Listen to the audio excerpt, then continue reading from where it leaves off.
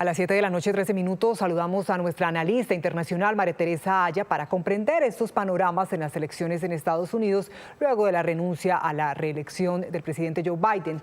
Teresita, con la decisión del presidente Biden, ¿cómo queda el Partido Demócrata? ¿Qué viene para ellos? Daniela, buenas noches. Como decía Juan Camilo, estamos en momentos de ansiedad para el Partido Demócrata, de incertidumbre frente a una situación que no se esperaban y que no se habían preparado para esta. Sobre todo, faltan menos de 4 meses para las elecciones presidenciales de noviembre y 1 mes para la Convención Demócrata, que tendrá ahora que elegir un nuevo candidato que los represente en noviembre. Un candidato que además tiene que mostrar unidad y fortaleza de los demócratas frente a un Trump que ha mostrado precisamente eso, fortaleza, sobre todo después del atentado, lo que ha hecho que despegue en las encuestas y hoy le tome más de 5 puntos de ventaja a los demócratas. María Teresa, hablemos también del papel de Kamala Harris con el respaldo del presidente Biden. ¿Podemos decir que es ya la candidata oficial de los demócratas? No, Alejandra, todavía Kamala no es la candidata oficial. Hay que esperar a la Convención Demócrata, que será el 19 de agosto. Mientras tanto, sí es importante decir que por haber estado en el tarjetón como vicepresidente de Biden a la reelección y estar participando en la campaña demócrata, tiene acceso, uno, a toda la infraestructura de esa campaña y a los recursos financieros. Eso le da una ventaja sobre otros aspirantes a ser candidatos demócratas. Eso es muy importante. Tenía el apoyo también del presidente Biden y de los Clinton, pero les cuento, no tiene todavía o no se han pronunciado todavía ni Nancy Pelosi ni el expresidente Obama, que fueron claves en la renuncia de Biden. Sobre eso le iba a preguntar justamente, entonces esos otros nombres que podríamos encontrar, otras cartas que tendría el Partido Demócrata, ¿quiénes lo considera usted? Sí, tenemos a Gavin Newsom, como decía Juan Camilo, el candidato gobernador del estado de California, que ya apoyó a Kamala Harris. Está Gretchen Whitmer, que es la gobernadora del estado de Michigan, un estado bisagra y por eso importante para los demócratas. El gobernador Pritzker de Illinois, que aportaría recursos, sobre todo muy frescos, a los demócratas. Andy Beshear, gobernador del estado de Kentucky, ha sido clave para temas como prohibir el porte de arma y el tema del aborto. Pero sobre todo importante, Joe Shapiro, quien se ha pronunciado favorablemente frente a una posible candidatura de Kamala y de quien no se descarta sea su fórmula vicepresidencial de no ser candidato ahora. Se la está jugando él también al 2028. Ya sé. María Teresa nos decía que Kamala Harris tiene que pasar por la Convención Demócrata para ratificar su candidatura. Hablemos de esa convención, cómo funciona esto, cuándo se va a realizar.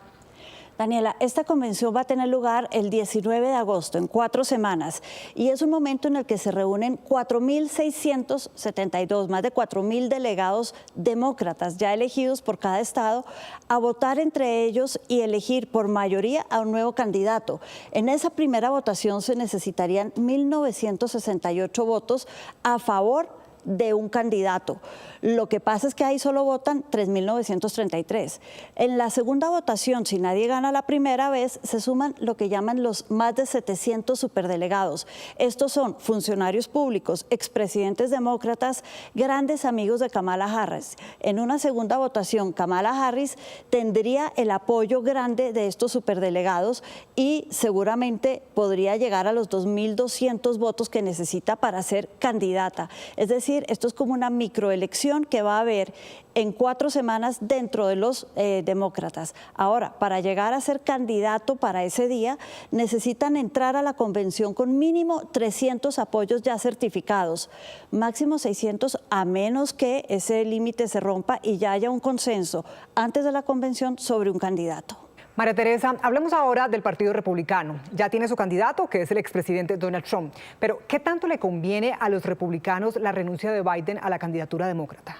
Daniela, más allá de que renuncie a la presidencia, que es un tema que no tiene absolutamente nada que ver con presentarse o no a las elecciones en noviembre, a Trump le cambiaron las cartas. Ahora ya no puede dedicarse a criticar a Joe Biden en su campaña, y eso era el corazón de su campaña. Lo tildó de inepto, de que dejó que hicieran la guerra en Ucrania y en Israel, de que dejó que la inflación subiera. Personalmente lo atacó y dijo es demasiado mayor para ser presidente, no está capacitado, su capacidad cognitiva es otra. contra. Ahora no puede hacer esto. ¿Qué va a hacer entonces? Seguramente va a coger a Kamala Harris y va a decir, es tan inepta como el otro porque estaba trabajando con él.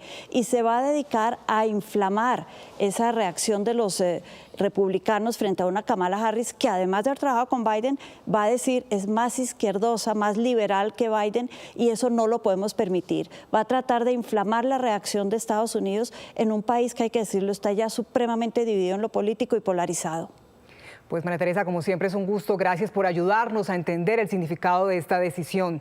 El presidente Joe Biden acaba de renunciar a esa carrera por un segundo mandato en Estados Unidos. Gracias, María Teresa. Muchas gracias.